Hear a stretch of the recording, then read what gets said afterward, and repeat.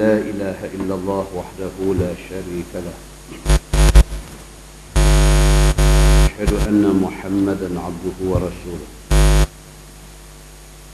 ونصلي ونسلم على هذا النبي الكريم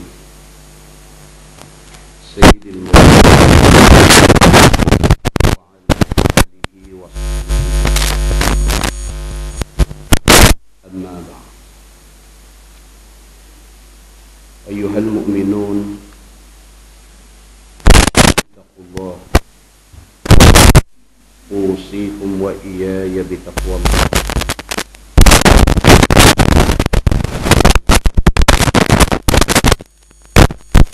Muslimin dan muslimat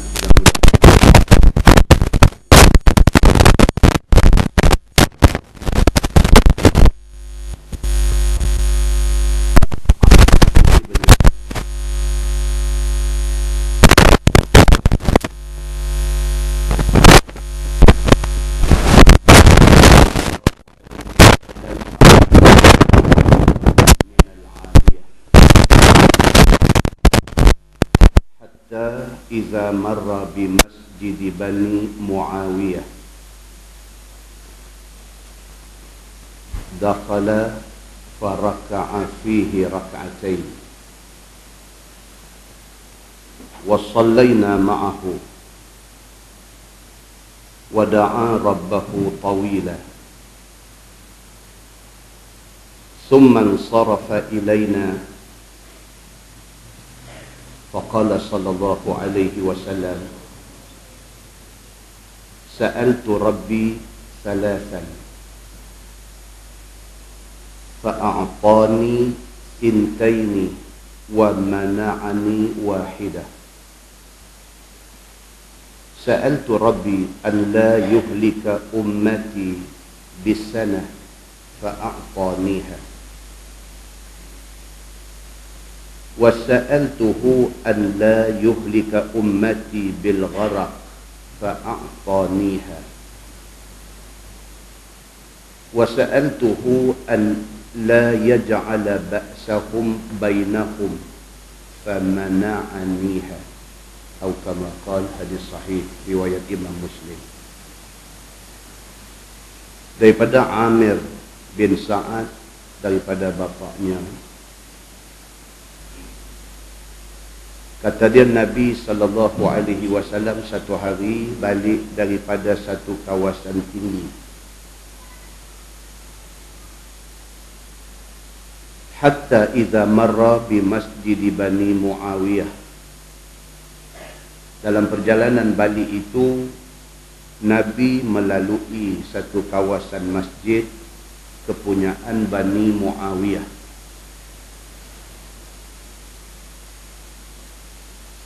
Dakhala faraka'a fihi raka'atain. Nabi masuk dalam masjid Bani Muawiyah ni, Nabi semayang 2 rakaat. Wa sallaina ma'ahu. Kata sahabat, kami ikut semayang dengan Nabi sallallahu alaihi wasallam. Wa da'a rabbahu tawila. Lepas semayang, Nabi doa cukup lama. Summan sarafa ilaina. Habis Nabi doa, Nabi beralih menghadap sahabat-sahabat. Faqala sallallahu alaihi wasallam. Nabi bersabda. Nabi kata, sa'altu rabbi thalathan. Aku minta doa pada Tuhan aku 3 perkara. Fa'a'tani tintaini wa mana'ani wahidah. Nabi bagi tahu dekat sahabat, dalam 3 benda yang Nabi minta, 2 Tuhan terima, 1 tak terima. Sa'altu rabbi an la yuhlika ummati bisanah. Yang pertama, Nabi kata, aku minta dekat Tuhan supaya umat aku tidak binasa dengan kemarau. Nabi minta supaya kita umat Nabi Muhammad sallallahu alaihi wasallam ni tak musnah kerana kemarau.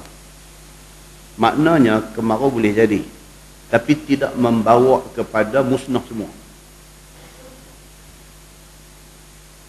Fa'a'taniha, Nabi bagi tahu dekat sahabat, Allah terima doa itu.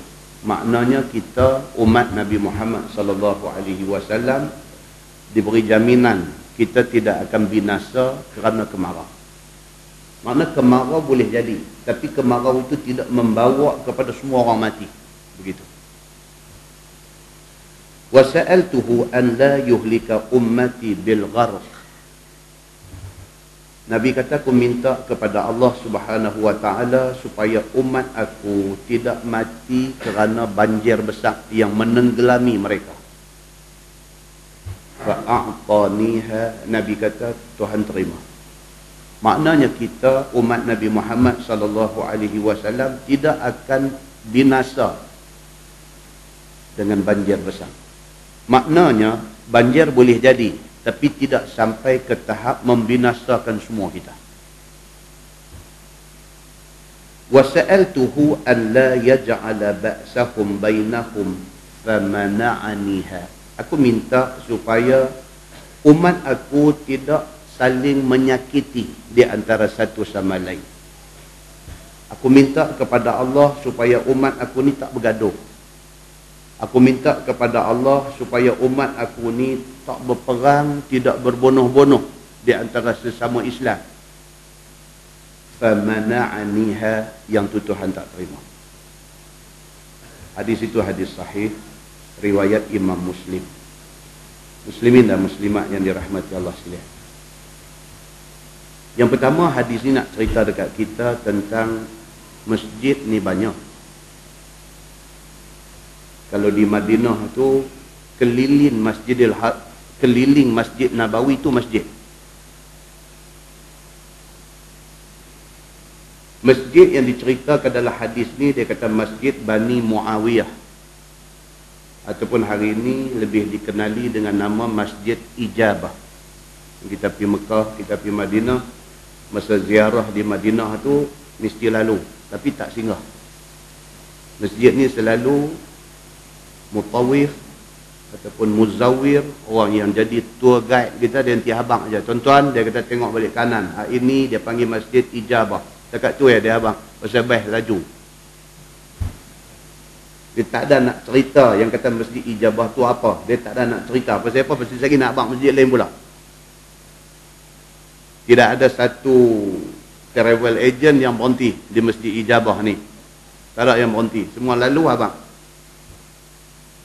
Masjid Ijabah ini dulu dipanggil Masjid Bani Muawiyah. Pasal apa? Pasal di situ perkampungan Bani Umayyah. Geng Bani Umayyah yang diketuai oleh Muawiyah bin Abi Sufyan ini, itu kampung mereka. Di kawasan Masjid Al-Ijabah itu, di situ perkampungan Bani Umayyah, ataupun disebut Bani Muawiyah. Kampung mereka.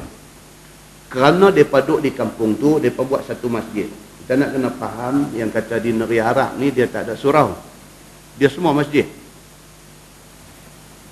Di Malaysia saja yang ada surau, tambah lagi satu menaksah.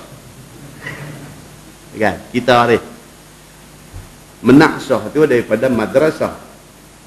Jadi dijadikan tempat semayang dan tempat mengaji-mengaji agama, kelas orang perempuan dan sebagainya, madrasah. Jadi orang Melayu dia nak sebut madrasah itu terlalu kearaban, maka dia sebut menaksah.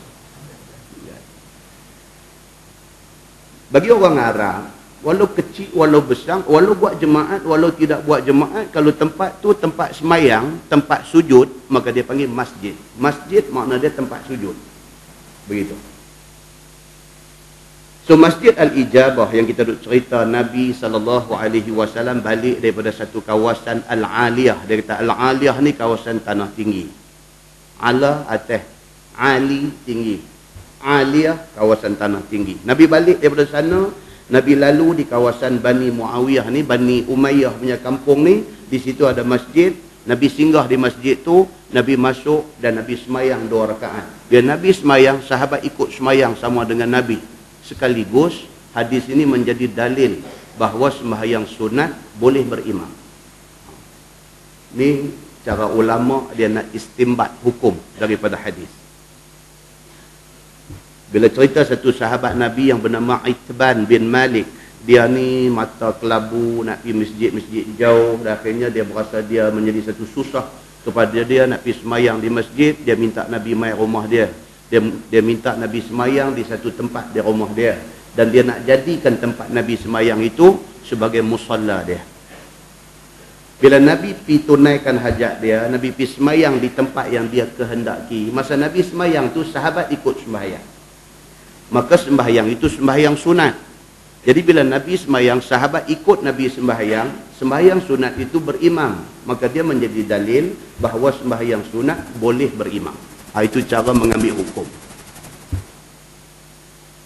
Nabi SAW balik daripada kawasan Tanah Tinggi, singgah di Masjid Bani Umayyah ataupun Masjid Bani Muawiyah, ataupun hari ini dipanggil Masjid Ijabah. Masjid Ijabah diletak nama tu sempena doa Nabi tadi. Bila Nabi minta, Allah mustajabkan 2 daripada 3 doa Nabi. Maka dipanggil masjid itu Masjid Ijabah. Masjid yang Allah mustajabkan 2 doa Nabi. Jarak dia, kalau kita pergi Masjid Nabawi hari ini, dia duduk arah timur laut. Kita menghadap kiblat Masjid Nabawi, dia arah timur laut. Lebih kurang dalam 600 meter daripada Masjid Nabawi. 600 meter dekat lah. Dekat. Dan dia masjid. Bila Nabi SAW singgah dan semayang di situ, lepas semayang tu, dia kata wada'a rabbahu tawilan. Nabi minta doa lama. Padahal minta 3 benda aja, tapi Nabi minta tu lama. Syarah hadis ni bagi tahu, dia kata apa? Nak tunjuk kata 3 benda yang Nabi minta itu sangat penting. Ke kita pun bila kita ada satu hajat besar dengan Allah, disunatkan bila kita minta satu-satu benda tu repeat 3 kali.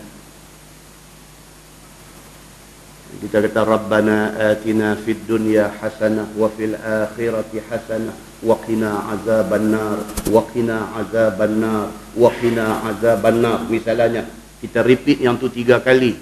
Mengulangkan doa berkali-kali itu sunnah Nabi sallallahu alaihi wasallam. Selain daripada Masjid Bani Muawiyah ataupun Bani Umayyah atau Masjid Ijabah ni, ada lagi Masjid Jum'ah. Ada satu lagi, kalau kita sampai di Masjid Quba, kawan-kawan kita yang nak pergi umrah dalam masa terdekat ni, dia sampai di Masjid Quba, utara Masjid Quba, arah utara Masjid Quba lebih kurang dalam 1 km, lebih kurang dalam 900 meter, 1 km lebih kurang. Ada satu dia panggil Masjid Jum'ah, dia bagi. Pasal apa? Pasal apabila turun perintah semayang jemaat, disitulah semayang jemaat yang pertama diimamkan oleh Nabi. Maka dinamakan masjid itu Masjid Jum'ah.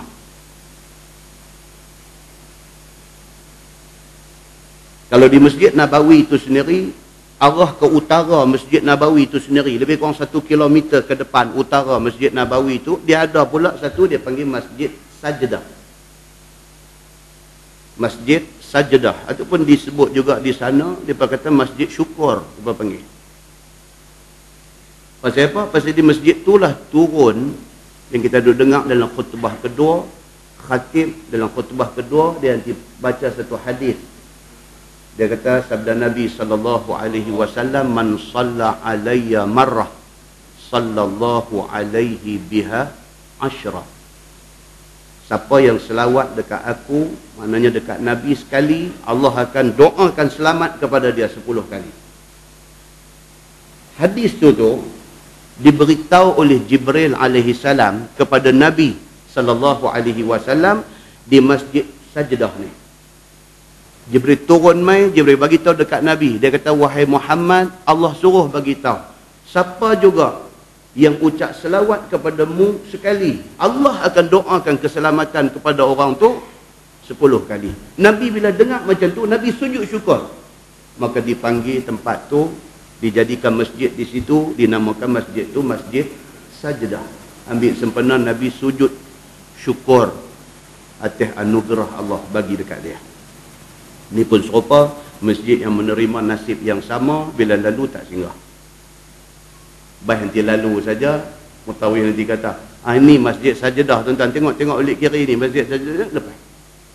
Dan dia pun tak ada nak abang, pasal dia nak abang masjid lain pula. Pasal nak lalu masjid Qiblatain pula, Qiblatain dengan cerita dia. Muslimin dan muslimat yang dirahmati Allah sekalian. Nabi SAW berdoa panjang kerana nak minta 3 benda saja, tapi doa Nabi sangat panjang. Doa adalah satu benda yang sangat penting dalam hidup kita. Bukan kata bila kita sihat kita tak perlu berdoa. Bukan makna apabila kita murah rezeki, duit ada, kita tak perlu berdoa. Bukan kata kita bila Tuhan bagi dekat kita otak cerdik, mengaji sampai peringkat PhD, dah ada highest degree dekat kita, maka kita tidak perlu lagi berdoa. Dah. Seumur hidup kita, lagi tak pejam mata mati, kita kena berdoa. Hidup kita dia plus minus. Ada benda Tuhan bagi, ada benda Tuhan tak bagi. Hak Tuhan tak bagi, kita nak kena minta. Hak Tuhan bagi pun kita nak minta dikekalkan hak dia bagi. Mak doa ni lagi tak mati, kita kena doa. Dalam sebuah hadis riwayat daripada Ibni Suhaib radhiyallahu anhu, dia kata sa'ala Qatadah Anasan ayu da'watin kana yad'u biha an-nabi sallallahu alaihi wasallam akthar. Qala Anas كان أكثر دعوتي يدعو بها يقول اللهم آتنا في الدنيا حسنة وفي الآخرة حسنة وقنا عذاب النار. قال وكان أنس إذا أراد أن يدعو بدعوة دعا بها فإذا أراد أن يدعو بدعاء دعا بها فيها. Atau kama qal, hadis sahih riwayat Imam Muslim daripada Suhaib radhiyallahu anhu. Dia kata satu orang sudah tanya Anas, Qatadah sudah tanya Anas bin Malik. Qatadah kata ayu da'watin kana yad'u biha an-nabi sallallahu alaihi wasallam akthar. Qatadah tanya Anas, pasal Anas ni tuan-tuan 10 tahun dia jadi khadam Nabi. 10 tahun dia hidup rapat dengan Nabi. Almost apa benda yang Nabi buat, Anas tahu, bahkan Anas merekodkan benda tu. Maka dia di antara sahabat selain daripada Abu Hurairah, Anas bin Malik, cukup banyak riwayat hadis. Maka dia sesuai menjadi tempat reference kepada umat Islam pada masa itu. Nabi dah tak ada, di antara orang yang perlu dijadikan reference ialah Anas bin Malik. Qatadah tanya dia, ayu da'watin kana yad'u biha an-nabi sallallahu alaihi wasallam akthar. Qatadah kata dalam banyak-banyak doa, doa apa yang Nabi banyak minta bila Nabi berdoa? Qala Anas kana aktharu da'watin yad'u biha an-nabi sallallahu alaihi wasallam yaqulu Allahumma rabbana atina fid dunya hasanah wa fil akhirati hasanah wa qina azaban nar. Anas kata satu doa yang familiar dengan Nabi ni, yang menjadi amalan Nabi, yang Nabi kira without fail Nabi akan sebut doa ni, ialah apa dia? Rabbana atina fid dunya hasanah wa fil akhirati hasanah wa qina azaban nar. Bahkan ini menjadi doa yang diamalkan oleh Imam Malik, Imam mazhab Maliki yang merupakan mufti Madinah. Dia tak ada minta macam-macam cerita panjang-panjang, dia kira Allahumma rabbana atina fid dunya hasanah wa fil akhirati hasanah wa qina azaban nar. Pasal apa? Pasal Imam Malik kata ini doa jami' mani'. Dia kata ini doa yang padat. Minta Rabbana atina fid dunya hasanah, bagilah kami atas dunia ni dapat kebaikan. Apa benda atas dunia? Panjang umur, sihat, murah rezeki, semua ni dunia.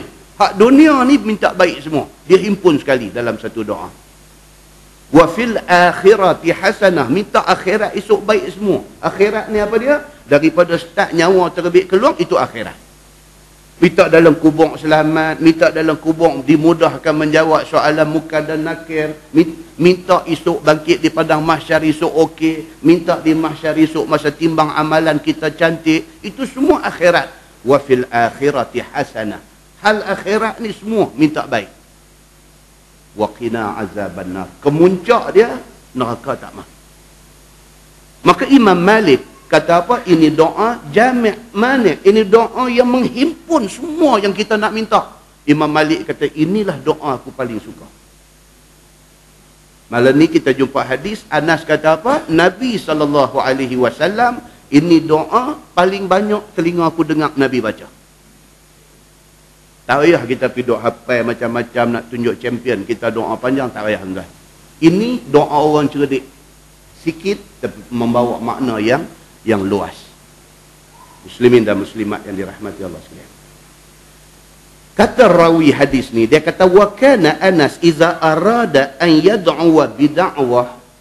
Dia kata Anas bin Malik sendiri, ni yang khadam Nabi ni, Anas bin Malik sendiri, kalau dia nak minta doa untuk diri dia, dia akan doa Rabbana atina fid dunya hasanah wa fil akhirati hasanah wa qina azabannar. Bahkan kata rawi hadis ni, kata periwayat hadis ni, fa iza arada an yad'u bidu'ain, apabila Anas nak doa untuk orang lain, orang panggil pergi di rumah baca doa, orang minta tolong doa anak dia, nak doa untuk orang lain pun, da'a biha fihi. Kata rawi hadis ni, Anas akan baca doa ini. Tak komen kita. Kalau kita baca doa ni, tak baca panjang-panjang, tak komen kita. Pasal apa? Ini doa yang selalu dibaca oleh Nabi. Bahkan ini doa yang tidak pernah ditinggalkan oleh Imam Malik, Imam Hadis yang menjadi mufti Madinah. Muslimin dan muslimat yang dirahmati Allah sekalian. Dalam bab doa juga, dalam sebuah hadis riwayat daripada Abi Hurairah radhiyallahu anhu. Kata dia anin Nabi sallallahu alaihi wasallam annahu qala la yazalu yustajabu lil abdi ma lam yad'u bi ismin aw qati'ati rahimin ma lam yasta'jil. Qila ya Rasulullah man isti'jal? Qala an-nabi sallallahu alaihi wasallam yaqulu qad da'awtu wa qad da'awtu falam ara yastajibu li wa yastahsiru 'inda dhalik wa yad'u ad-du'a atau kama qala. Hadis sahih riwayat Imam Muslim. Abu Hurairah kata, Nabi SAW bersabda, Nabi kata, la yazalu yustajabu lil abdi ma lam yada' bil ismi. Nabi kata apa? Sentiasalah doa manusia itu diterima oleh Allah selagi mana dia tidak minta doa-doa ini. Kita minta dekat Tuhan ni, Tuhan akan makbul. It's a matter of time. Cepat atau lambat. Sooner or later. Kita minta, Tuhan akan bagi. Dia nak bagi cepat atau dia nak tunggu. Itu atas kehendak Allah Subhanahu wa ta'ala. Kadang-kadang Tuhan tak bagi kat kita cepat apa hak kita minta. Sebab Tuhan tahu. Kalau kita dapat cepat, kita boleh lupa ke dia. Maka Tuhan hold dulu. Tunggu 5 tahun baru dia bagi. Ketika itu kita dah ready untuk terima benda tu. Tuhan lebih tahu apa yang baik untuk kita. Jangan buruk sangka dengan dia. Kita sakit, anak kita sakit. Kita nak minta baik.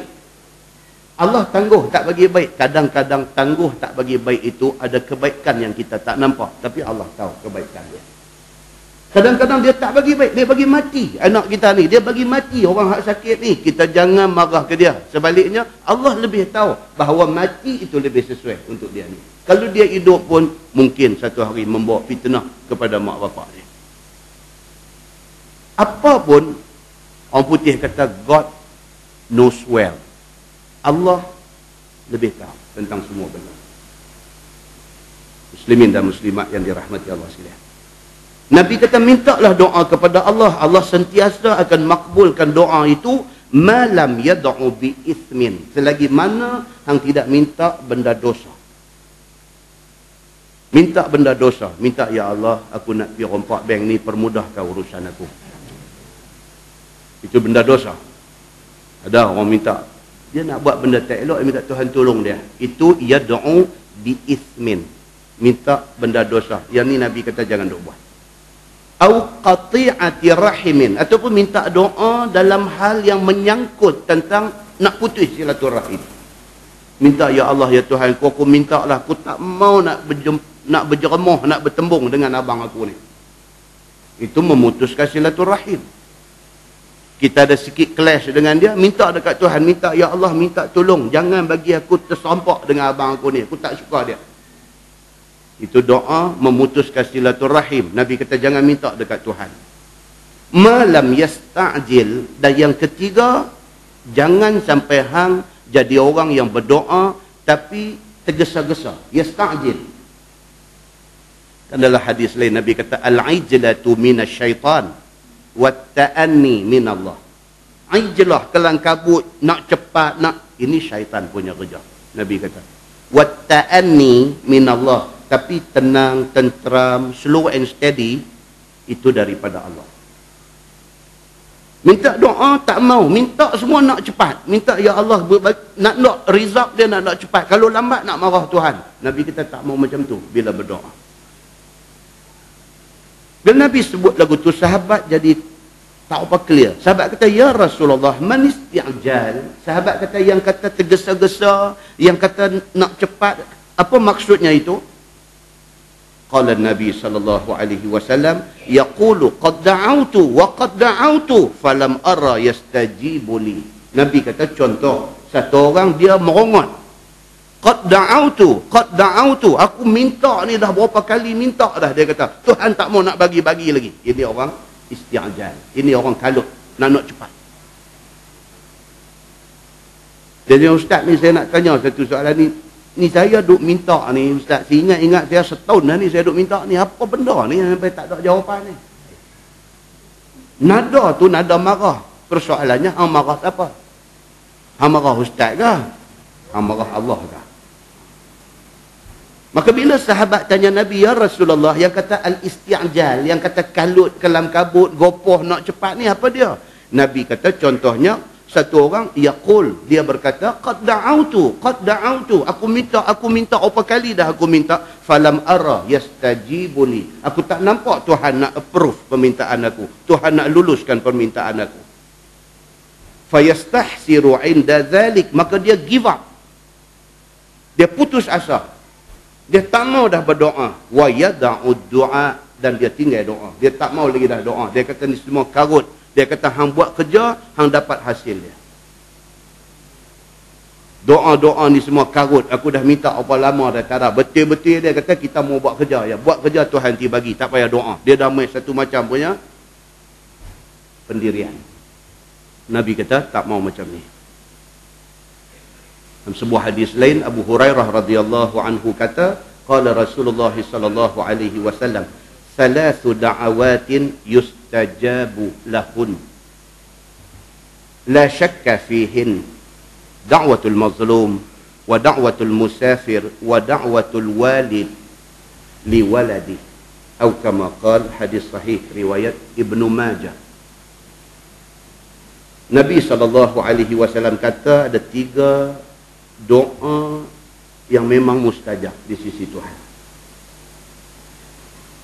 La syakka fihinna, Nabi kata tidak syak, no doubt, ini doa Tuhan akan bagi, cuma cepat atau lambat. Apa dia? Da'watul mazlum, satu orang kena zalim, angkat tangan minta doa, Tuhan akan bagi. Satu hari orang yang buat zalim dia kena. Bila? Tuhan tahu bila. Yang kedua, wa da'watul musafir, orang yang dalam musafir, dia dalam perjalanan, lebih-lebih lagi perjalanan nak pergi buat ibadat, kalau dia angkat tangan minta, Tuhan dengar. Wa da'watul walid li waladi, doa ibu bapa kepada anak. Mak pak kalau angkat tangan minta, senang Tuhan bagi. Itu sebab orang kata lagi ada mak, lagi ada pak, minta daripada doa kat kita. Pasal apa? Tak ada 2 orang ni, habis. Peluang untuk nak dapat satu daripada peluang mustajab doa sudah habis. Dalam sebuah hadis riwayat Jabir bin Abdullah radhiyallahu anhu, dia kata Nabi sallallahu alaihi wasallam bersabda, Nabi kata la tad'u ala anfusikum wa la tad'u ala auladikum wa la tad'u ala khadamikum wa la tad'u ala amwalikum la tuwafiqu min Allah tabaraka wa ta'ala sa'ata nailin fiha 'ata fayastajiba lakum atau kama qala, hadis sahih riwayat Abu Daud. Jabir kata Nabi sallallahu alaihi wasallam bersabda, Nabi kata la tad'u ala anfusikum. Arab ni bila dia guna ala dalam ayat, konteks ayat yang macam ni, maksudnya tak elok. Kalau dia guna li anfusikum, itu elok. Kalau ala anfusikum, dia nak jadi tak elok. Maksud dia apa? La tad'u ala anfusikum. Jangan kamu doa kecelakaan pada diri kamu. Dia kena satu sakit, dia fed up dengan sakit dia dah putus asa, dia rasa dia dah memang tak ada hope untuk nak boleh sihat dan hidup. Dia minta, ya Allah bagi mampu bang aku senang. Tu dia main cakap uduh. Dia kata, ya Allah, dia kata kalau nak bagi hidup duduk sakit macam ni, bagi aku mampu bang senang. Itu doa apa? Ala anfusikum. Minta doa pelingkup diri sendiri. Nabi kata jangan macam tu. Wala tad'u ala auladikum, dan jangan kamu doa tak elok ke anak-anak kamu. Marah ke anak. Marah ke anak ni, kata penat ni mak beranak kat hamba ni, dia kata penat, dia kata pi mampus lagi bagus ni, mulut tak elok ni. Doa tu Nabi kata jangan. Marah macam mana pun jangan terbit benda tu daripada mulut. Wala tad'u ala khadamikum, dan jangan kamu doa kebinasaan kepada khadam, kepada orang kerja kamu. Marah orang gaji di rumah ni, keluar cakap bukan-bukan daripada mulut. Nabi kata jangan macam tu. Wala tad'u ala amwalikum, dan jangan kamu doa kebinasaan kepada harta benda kamu. Kereta duk elok-elok, tak tahu pergi mampu enjin tang mana tu, turun terajang kereta tu sekali dengan kata jangan. Nabi pernah berlaku di depan Nabi SAW, satu perempuan naik unta dia duk buat berjalan slow. Dia maki hamun unta dia, bukan dia maki hamun orang, dia maki hamun unta yang menjadi kenderaan dia. Nabi kata siapa ni yang duk bunyi bising-bising? Depa abang perempuan sekian-sekian. Nabi kata pergi suruh dia turun, buat turun semua barang dia daripada unta tu, lepas unta tu. Sahabat tanya pasal apa? Nabi kata tak ada guna unta tu, kerana dia sudah kena maki hamun dengan tuan dia. Dan unta tu, kata dalam hadis tu, dilihat meraya-raya, tak tahu nak pergi ke mana selepas daripada itu. Islam ni sampai ke situ dia jaga. Bukan kata maki orang itu salah. Menatang kenderaan pun dilarang, kita sumpah serana dia. Pasal apa? Nabi kata la tuwafiqu minallahi tabaraka wa ta'ala sa'atan nailin fiha 'ata. Nabi kata takut masa hampa duk bercakap tak elok tu, duk doa kebinasaan yang disebutkan tadi, doa binasa diri sendiri, doa binasa anak-anak, doa binasa khadam, doa binasa harta benda ni semua. Takut Nabi kata masa hampa sebut tu muafaqah dengan saat mustajab doa. Nabi kata. Sebab time Tuhan nak mustajab doa ni hanya Tuhan yang tahu. Sebab kita disuruh repeat, ulang berdoa. Pasal apa? Pasal tak tahu bila nak dapat time mustajab tu. Kalau hari Jumaat dia ada saat mustajabah, saat yang mustajab doa. Nabi kata apa? Nabi buat tangan, buat jari lagu tu. Nabi kata masa dia banyak ni aja, saat aja. Bila? Wallahu a'lam. Ulama hadis teka, tahun tu teka, tahun ni teka, tapi exact time dia bila? Allah yang mengetahui. Bila duk bercakap tak elok dan sebagainya ni, takut time dia pergi duk sumpah serana anak tu, time tu pergi kena mustajab doa. Jahannam budak tu, tak jadi manusia dia. Muslimin dan muslimat yang dirahmati Allah sekalian. Dalam sebuah hadis lain daripada Abi Darda radhiyallahu anhu, dia kata annahu sami'a Rasulullah sallallahu alaihi wasallam yaqul idza da'a ar-rajul li akhihi bi dhahril ghaib Qalat al-malaikatu amin walaka bimithli. Atau kama qala, hadis sahih riwayat Abu Daud. Abu Darda kata, dia dengar Nabi SAW bersabda. Nabi kata, iza da'a rajul li akhihi bi zahril ghaib. Apabila satu orang doa dekat kawan dia tanpa pengetahuan kawan dia. Dia ada satu kawan dia suka dekat kawan ni. Dia ada satu sahabat ni baik dengan dia. Dia ada satu kawan yang dekat di hati dia. Saja-saja dia bangkit sembahyang tahajud malam, dia angkat tangan minta, ya Allah, ya Tuhanku, murahkanlah rezeki kawan aku ni.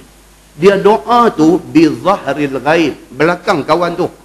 Maknanya apa? Doa dia ikhlas.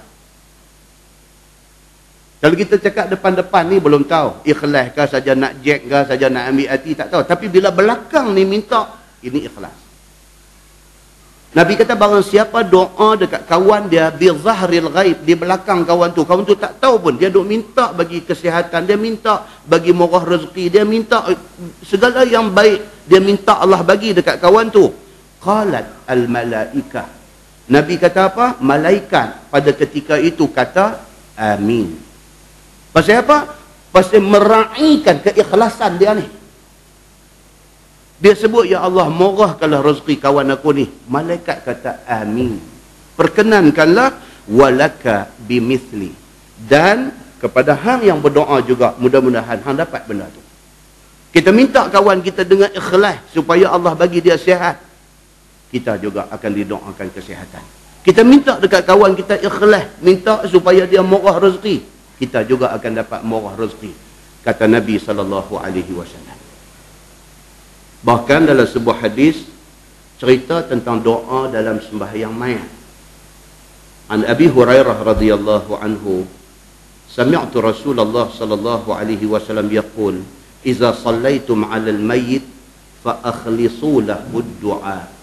Atau kama qala, hadis riwayat Imam Abu Daud.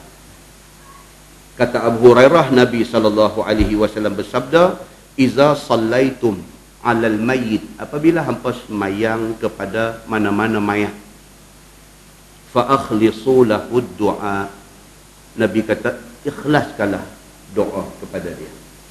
Itu penting bila ada kematian yang sembahyang ni adik-beradik dengan kawan-kawan. Penting. Berbanding dengan kita panggil jemput orang bayar duit suruh sembahyang. Tak berapa cantik. Adik-beradik, kawan-kawan, jiran tetangga, ada kematian, ini orang pergi sembahyang, mereka kenal kita, mereka baik dengan kita, mereka nak kebaikan untuk kita. Kalau mereka ni sembahyang mayat kita, hak mereka minta tu sampai ke hati. Allahumma ghfir lahu warhamhu wa'afihi wa'fu anhu. Dia minta tu, dia bermaksud dengan minta dia. Berbanding dengan hak mai tak tahu daripada mana, dia pun tak tahu mayat laki-laki ke perempuan, dia tak tahu siapa yang mati ni, dia tak tahu. Yang dia tahu orang panggil dia mai sembahyang mayat. Keikhlasan itu lain berbanding dengan yang Nabi SAW sebut. Muslimin dan muslimat yang dirahmati Allah sekalian, demikian Nabi SAW dalam bab doa ni begitu sekali. Dan Nabi minta di Masjid Bani Umayyah ataupun Bani Muawiyah ataupun Masjid Ijabah ini, Nabi minta 3 benda. 3 sahaja, tapi panjang, lama masa yang Nabi ambil, menunjuk kata penting 3 benda yang diminta oleh Nabi SAW ini. Mudah-mudahan muqaddimah itu memberi manfaat kepada kita insya-Allah. Kita menggunakan Bahrul Mazi jilid 4. Muka surat 39. Bawah sana dia kata bab ma jaa fi salatil istisqa, iaitu bab yang datang pada menyatakan sembahyang minta hujan. Ini nak cerita kata kemarau boleh jadi, tetapi bukan kemarau yang membinasakan kita, tapi kemarau boleh jadi.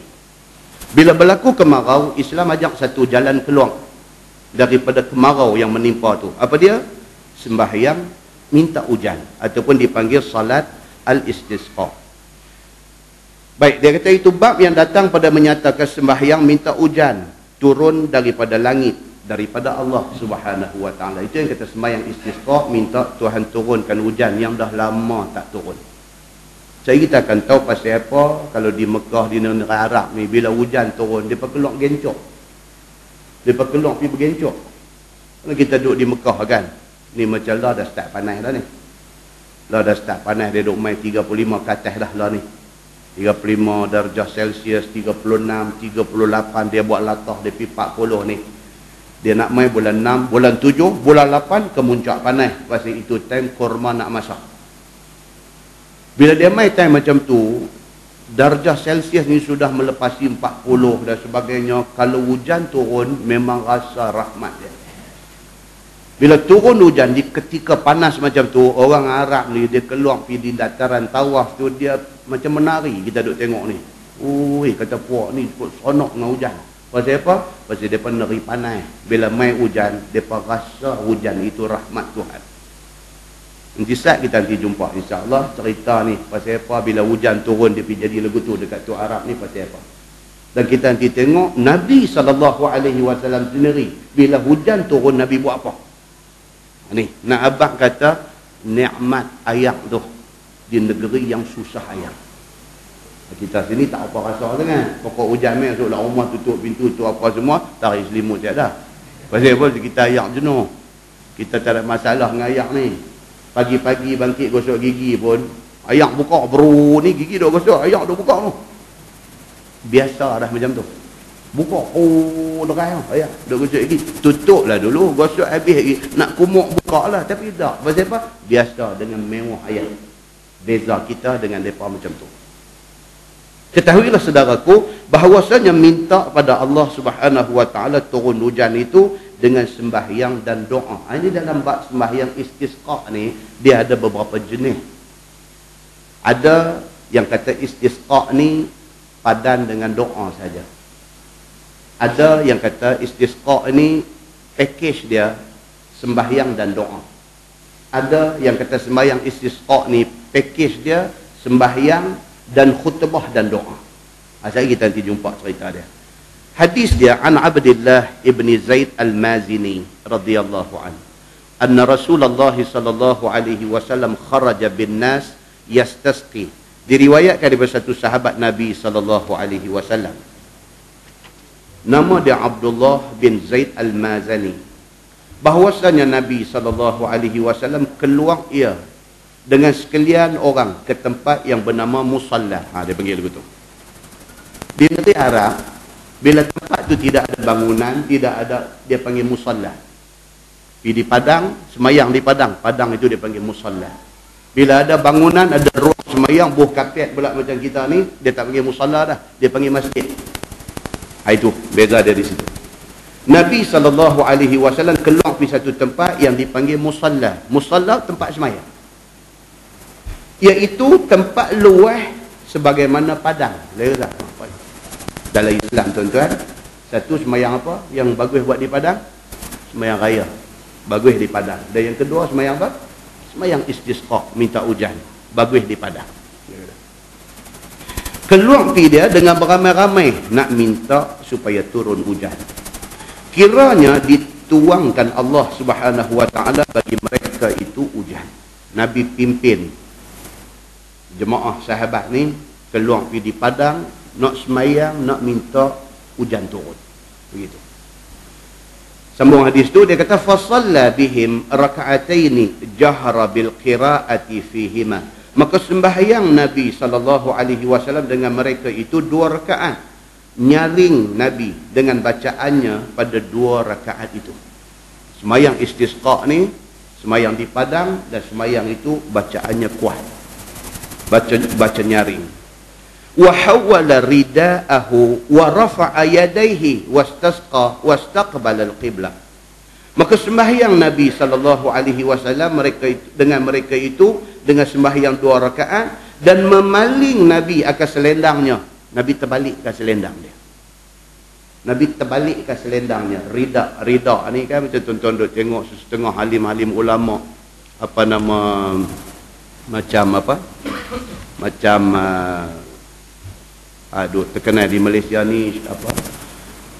Al-Fadhil Syekh Nuruddin Al-Marbu Al-Makki apa kan, Syekh Nuruddin.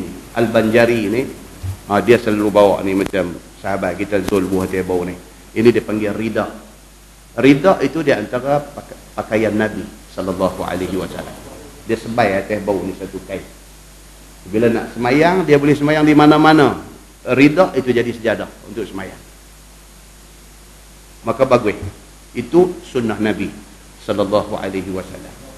Allah banyak duk main Malaysia ni, ulama-ulama Hadrami ni yang main daripada Hadramaut, dia panggil habaib, Habib-habib apa semua kan banyak duk main. Hari tu dia panggil Dewan Millennium. Hari tu kan tak lagi ke apa kan. Dewan Millennium ni Alok Stang lagi aktif. Sebelah apa nama Selangor lah ni banyak duk masuk geng-geng habaib ni yang kata kononnya mereka ini daripada keturunan Nabi sallallahu alaihi wasallam dan sebagainya. Kan? So depa ni kalau kita tengok dalam gambar, tengok dalam internet pun boleh tengok, depa nanti main satu pattern macam tu aja dengan serban dia balut apa telinga sekerat, dia nanti bubuh rida atas bawah. Ini cerita dia. Nabi SAW ketika Nabi sembahyang istisqa, sembahyang minta hujan, masa khutbah Nabi tu, masa Nabi tengah khutbah tu, Nabi beralih menghadap kiblat. Kan khatib bila khutbah dia membelakangkan kiblat. Kita yang duk menghadap kiblat, dia duk menghadap kita. Bila mai tang tu Nabi beralih menghadap kiblat, dia kalih kain rida yang duk ada atas bau dia kalih. Dan Nabi doa, di dalam doa Nabi itu, di antaranya Nabi terbalik tapak tangan dia. Maka cerita terbalik tapak tangan ni menjadi perbahasan hangat di kalangan ulama. Adakah terbalik tangan ketika doa ini terpakai dalam semua keadaan, ataupun terbalik tangan itu hanya dalam sembahyang, dalam solat istisqa sahaja? Itu perbincangan dia panjang. Pasal apa dia jadi panjang? Pasal ada dua hadis yang nampak belaga. Satu hadis riwayat daripada Malik bin Yasar As-Sakuni. Dia kata anna Rasulullah sallallahu alaihi wasallam qala iza sa'altumullah fas'aluhu bi butuni akuffikum wa la tas'aluhu bi zuhuriha. Atau kama qala, hadis riwayat Imam Abu Daud. Ini tak ada dalam kitab. Ini saya ambil daripada lain. Kata Malik bin Yasar As-Sakuni, dia kata Nabi SAW bersabda, Nabi kata, iza sa'altumullah, apabila kamu doa, minta sesuatu dengan Allah, fas'aluhu bi butuni akuffikum, maka mintalah dengan perut tapak tangan kamu. Hadis tu very clear. Bila hampa ada benda nak minta dengan Tuhan, mintalah dengan butun. Butun, tuan-tuan, dalam bahasa Arab, batnun, maksudnya perut.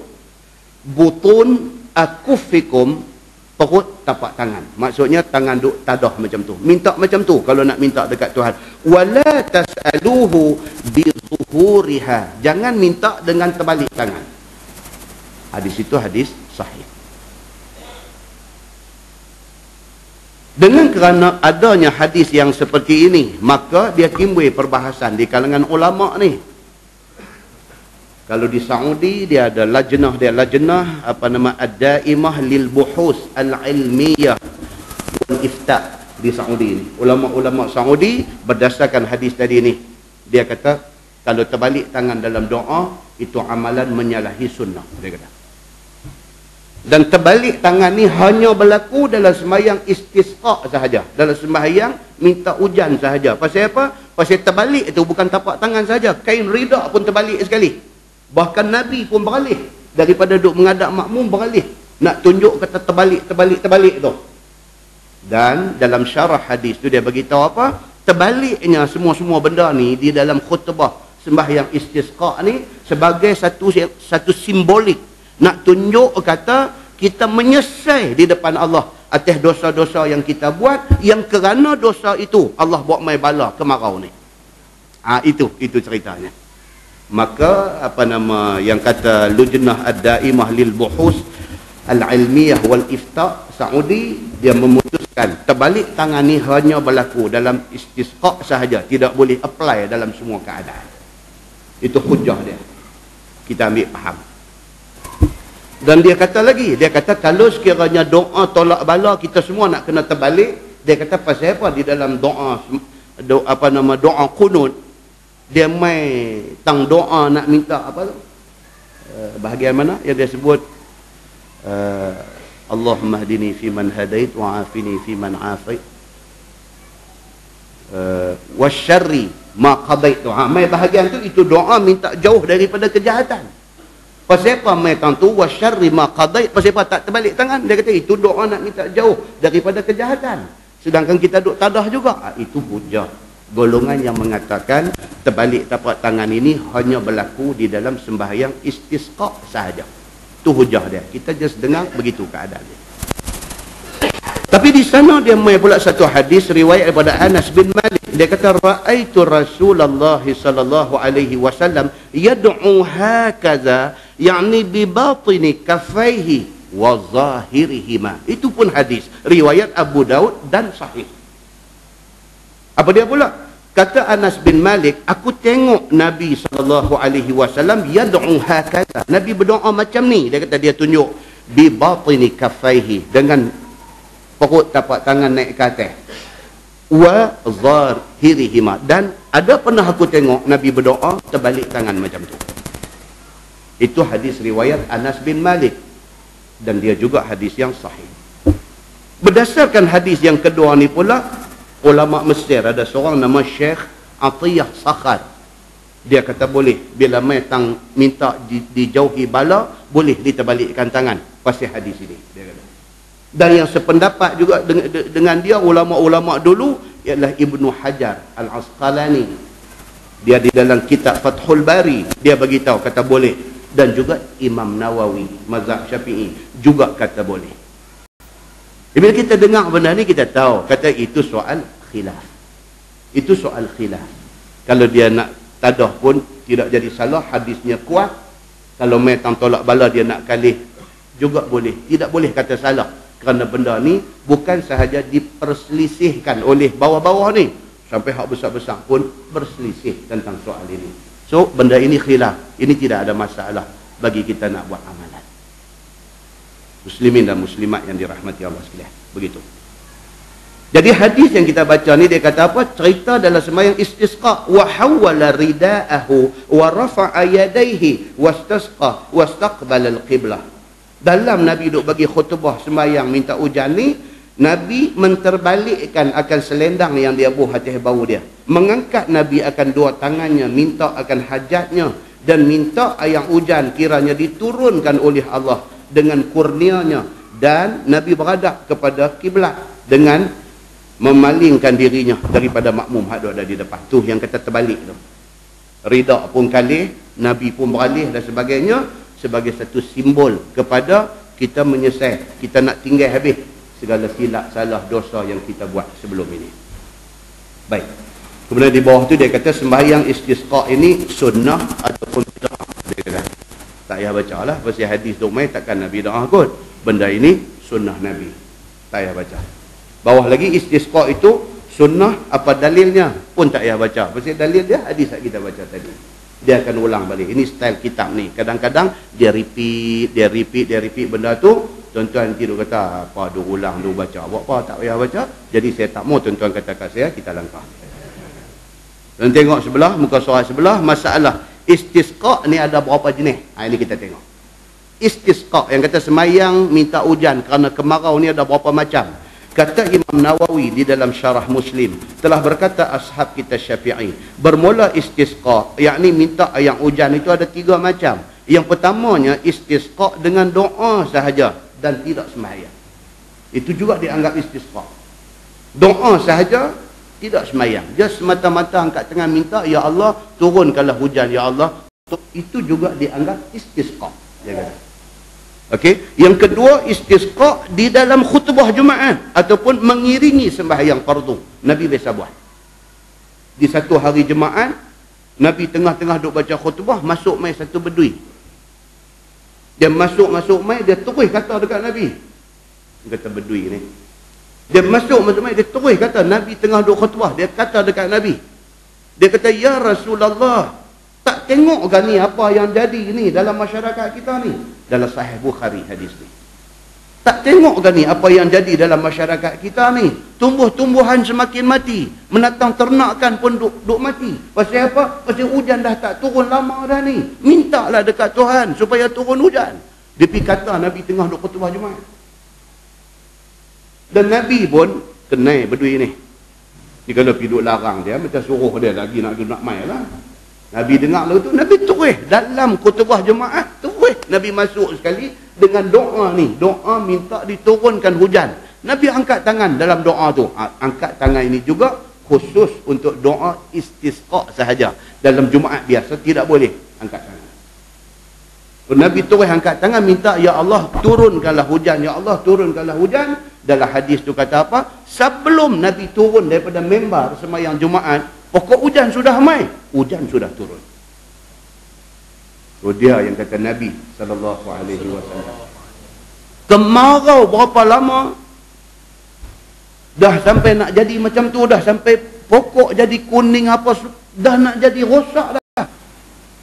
Bila berdui ni mai kata macam tu, terus Nabi angkat tangan doa dalam khutbah Jumaat tu. Ini yang dia kata jenis yang kedua, tidak ada sembahyang istisqa, tetapi doa itu diselit di dalam khutbah Jumaat. Ini yang kedua. Dan bersabit dengan hadis Nabi SAW. Hujan terus turun. Turun tu seminggu non-stop. Hari Jumaat ni minta, sampai Sabtu, sampai Ahad, sampai Isnin, sampai Selasa, hujan. Hujan tak berhenti. Sampai jumpa pula Jumaat lagi sekali. Nabi tengah khutbah berdui ni mai pula lagi sekali.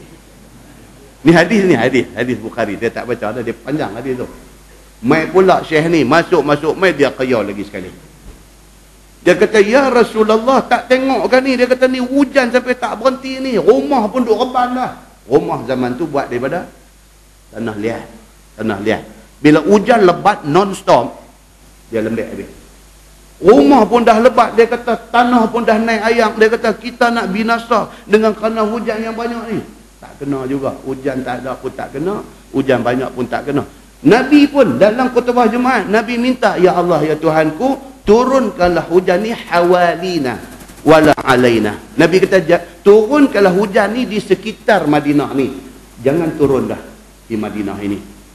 Dengan kehendak Allah, belum Nabi turun daripada mimbar, tiba-tiba dia jadi macam satu gelung awan. Dalam hadis kata ni hak redup gelap ni, tiba-tiba dia genjak hawalina. Dia ada di keliling Madinah, dia ada di pinggir Madinah, tempat orang tak ada tu. Di sana hujan, di tengah sudah tidak hujan. Maka ulama kata apa? Minta doa supaya turun hujan ni. Bentuk yang kedua, boleh selit di dalam khutbah Jumaat. Itu yang kedua. Dan yang ketiganya ialah, yang lebih akmal, yang lebih sempurnanya ialah bahawa ada ia dengan sembahyang 2 rakaat dan 2 khutbah. Yang ni yang complete package. Kalau hotel dia kata full board. Dengan duduk, dengan makan breakfast, dengan apa semua masuk sekali. Dia kata sembahyang 2 rakaat dan disusuli dengan 2 khutbah. Dia exactly macam sembahyang raya. Senang. Tadi kita tak ada baca lah bila abang tu. Sembahyang minta hujan ni exactly sebiji macam sembahyang raya. Maksud sebiji macam sembahyang raya maksudnya apa? Sembahyang dulu ke khutbah dulu? Sembahyang dulu baru khutbah. Bagi orang yang jarang-jarang sembahyang, dia main-main, oh dia tak mujung baru khutbah. Dia kata mujung baru khutbah, dia tak tahu orang sembahyang dah. Pasal apa? Dia duk biasa sembahyang Jumaat. Sembahyang Jumaat khutbah dulu baru sembahyang. Dia duk ingat sembahyang raya pun macam tu. Dia duk ingat sembahyang istisqa pun macam tu. Dia dah terlambat. Dia main-main tengok. Oh, alhamdulillah ingat aku lambat dah. Mujung baru khutbah. Habis-habis khutbah orang pakai duk salam pakai nak balik. Dia kata, oh, depan ni patah jadi sembahyang ke apa? Ang yang tak erti. Okay? So sembahyang istisqa ni dia macam sembahyang raya. Maksudnya apa? Sembahyang dulu. Dan sembahyang tu pula macam sembahyang raya. Rakaat yang pertama 7 kali takbir, rakaat yang kedua 5 kali takbir. Macam sembahyang raya, macam itulah sembahyang istisqa, cuma niat saja berbeza. Macam tu. Dan yang kata akmal maksudnya yang sempurna, bahawa ada ia dengan sembahyang itu 2 rakaat diikuti dengan 2 khutbah dan bersedia dahulu daripadanya dengan sedekah, puasa dan taubat dan sebagainya. Ini package tambahan. Bila kita kena kemarau, hujan tak mai dan sebagainya, sebelum buat sembahyang istisqa, sebelum buat sembahyang minta hujan ni, hendaklah dimulakan, didahului dengan buat benda baik dulu. Start dengan taubat, istighfar, minta ampun, ya Allah ya Tuhanku, ni kalau ada salah silap dalam kalangan kami ni, minta ampunlah. Pasal apa? Pasal kemarau ni adalah balak daripada Allah. Balak ni mai pasal apa? Pasal ada masalah. Ada masalah. Pasal apa? Pasal kita sokong apa manji. Contoh. Ini cerita lama. Manji ni cerita lama. Cerita lama, lagi lama pada tu Jumanji. Dia main hak baru ni apa manji ke? Dia main jenis manji ni juga. Ini cerita lama yang kita tak dengar. Cuma dia duk tukang pelakon aja. Cerita tu juga. Cerita apa? Cerita tak mau hadis. Cerita mau Quran saja. Di Malaysia pun ada orang yang bawa benda ni. Dulu pun ada macam-macam Rasyad Khalifah lah, apa tu, Salman Rushdie, semua satu pattern. Pattern depa apa dia? Pattern depa hadis tak mah. Pattern depa apa? Depa duk pegang ayat Quran. Tuhan kata al-yauma akmaltu lakum dinakum wa atmamtu alaikum ni'mati wa raditu lakumul Islam madinah. Quran turun kata hari ini Islam sudah komplit, sudah jadi cara hidup hamba. Kalau Quran kata dengan turunnya Quran ni habis, Islam sudah komplit, apa perlu hadis? Dia kata, kalau kita lagi nak pergi tengok hadis, mana Quran tak komplit. Dia duk main hujah macam tu. Jadi, sebahagian orang yang so-called intellectual, dia perasa macam dia intellectual, dia melayan benda-benda macam ni, kononnya nak ambil reasoning, nak ambil logik dalam hal agama, dia termakan dengan da'iyah ini. Oh, dia kata, betul ya Pak? Dia kata, apa yang dia kata betul ya Pak? Dia rumah lagu tu. Tak betul. Quran dah kata Quran ini sudah komplit. Wa raditu lakumul Islam madina. Tuhan kata aku redha hampa jadikan Islam sebagai jalan hidup hampa. Makna dah komplit lah. Apa cerita hadis ni? Apa cerita kita nak kena tengok ulama ni? Apa hal dengan Imam Syafi'i ni? Apa hal dengan apa ni mufti-mufti ni? Ini semua sudah tidak perlu. Quran sudah ada. Dia duk main macam tu. Ini cerita lama yang diberi nafas baru. Cerita dia apa? Pihak berkuasa senang aja, ban terus. Jangan pijak negeri kita ni. Habis cerita. Apa dia duk cerita apa ni tak mau bagi dewan tu dia pakai, tak mau bagi tempat. Tak payah, ini semua tak payah. Sebagai government firm dalam hal ini. Malaysia kita adalah negara yang berpegang kepada Islam, yang berteraskan Quran dan hadis. So macam ni punya idea tidak ada tempat dalam Malaysia. Tidak ada tempat. Bukan tak ada dewan aja. Malaysia pun hang tak boleh masuk. Berapa punya bagus? Kita protect rakyat kita daripada digoncang akidah dan kepercayaan mereka from the beginning. Itu yang sepatut buat. Kalau tidak, kita bagi ruang dia masuk. Kita tak bagi dewan ni, dia pergi pakai dewan ni. Tak bagi dewan ni, jenuh duk ligan dia. Tak bagi dia masuk terus. Senang. Muslimin dan muslimat yang dirahmati Allah sekalian. Dia nak main marah pula lah tu. Buat kerja Pak Pandian. Buat kerja Pak Pandian. Penat benar ni. Ini cerita yang dia nak bagi tahu ni. Baik, so dia bagi tahu apa? Dia kata yang pentingnya yang kata sembahyang istisqa itu ialah ada 3 macam. Satu doa saja. Yang kedua selit dalam khutbah Jumaat. Yang ketiga disertakan dengan ni, dengan sembahyang sekali dengan pakej dia, sekali dengan khutbah masuk, dan sebelum tu hendaklah diwar-warkan kepada rakyat ni supaya semua orang kena bertaubat kepada Allah. Hampa mau tak kemarau ni berterusan? Tak mau. Pasal apa? Pasal ayak tak ada susah, elektrik tak ada pun susah, ayak tak ada lagi susah. Lah hampa mengaku tak kata tak ada ayak ni susah? Mengaku. Kita kalau karan tak ada pun susah dah. Kipas angin tak musim pun dia peluh bercerah, tak boleh duduk dah. Ayam tak ada tuan-tuan.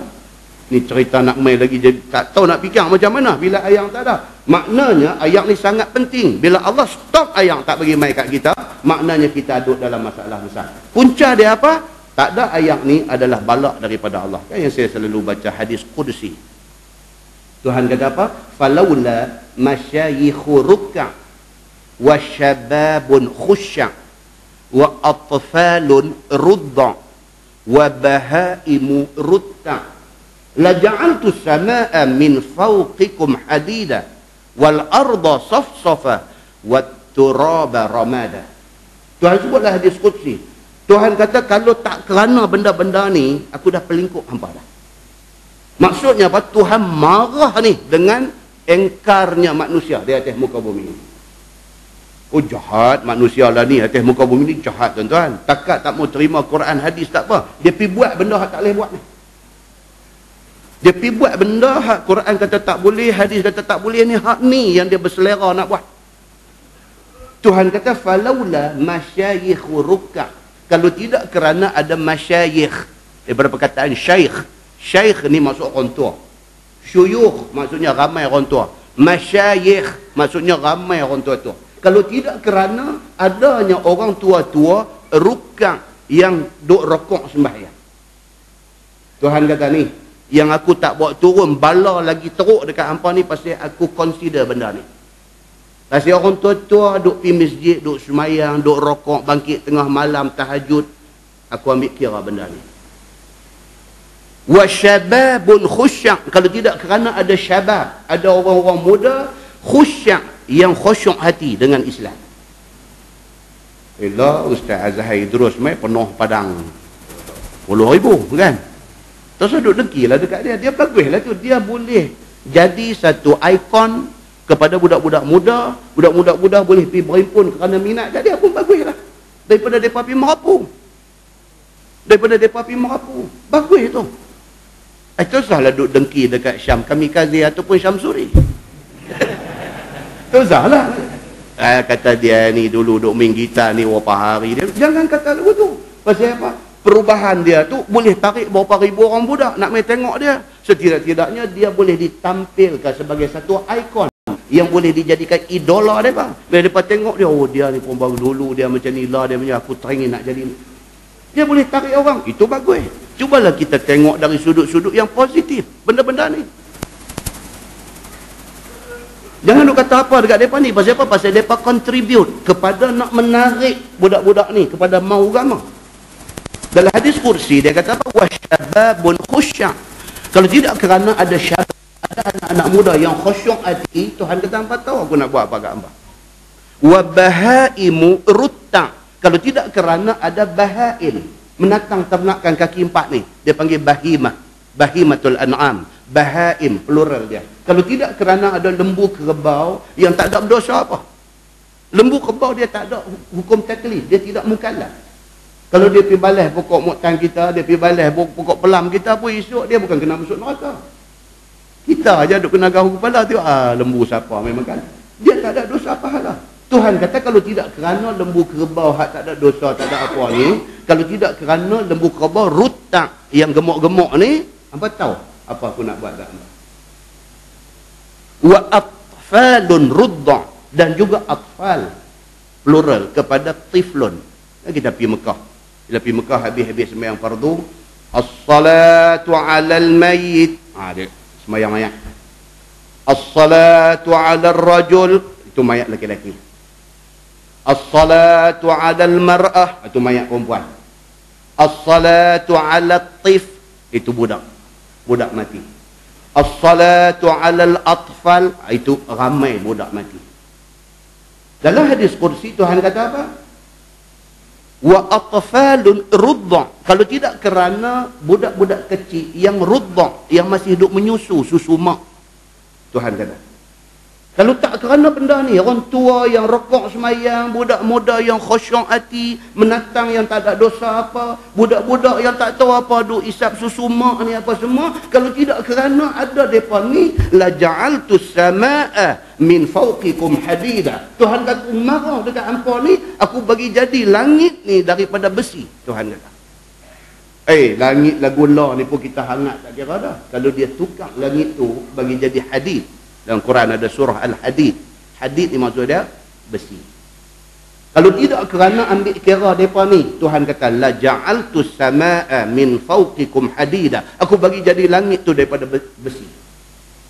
Wat turaba ramada. Aku bagi jadi tanah hampa ni, aku bagi jadi debu. Tanam apa pun tak jadi. Tuhan kata. Tapi oleh kerana ada benda-benda ni, aku hold dulu bala yang aku nak buat turun dekat hangpa. Tapi tolong ingat benda ni.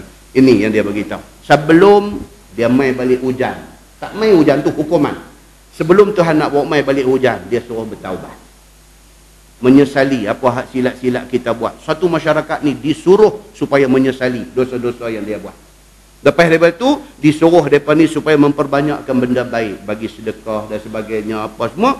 Selepas 3 hari, barulah ramai-ramai pergi di padang sembahyang sunat istisqa. Muslimin dan muslimat yang dirahmati Allah sekalian. Dia kata istisqa itu bagaimana kelakuan Nabi sallallahu alaihi wasallam.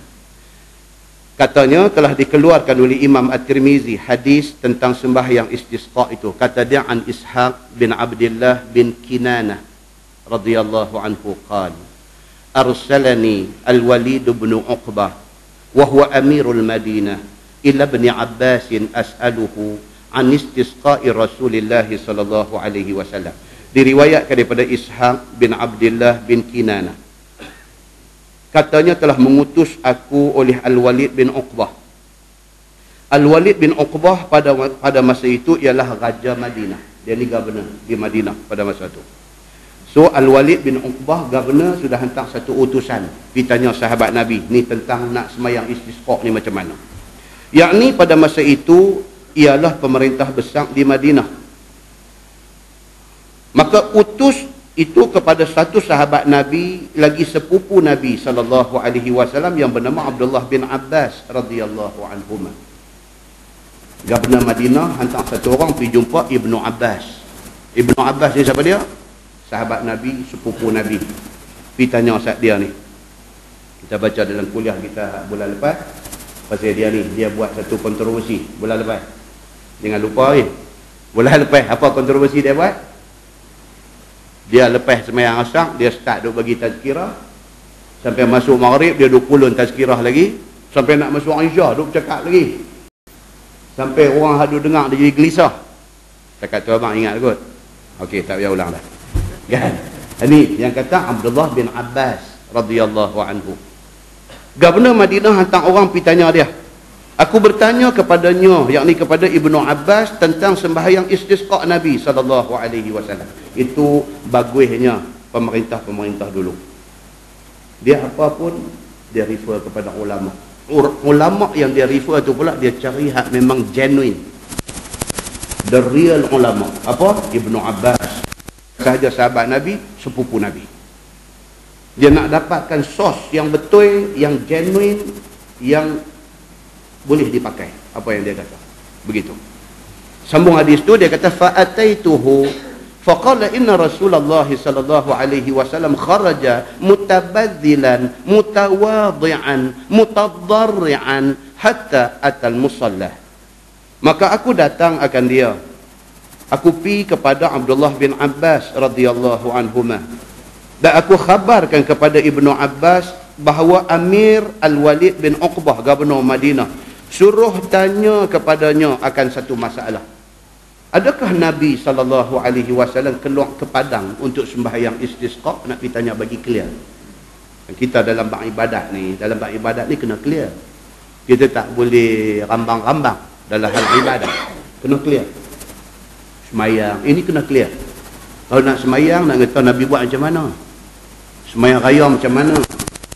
Semayang apa gerhana macam mana? Tak boleh main belah, tak boleh. Dia kena ikut Nabi tunjuk macam mana. So Gubernur Madinah Al-Walid ni, dia bila mai kemarau teringat ini bala Tuhan.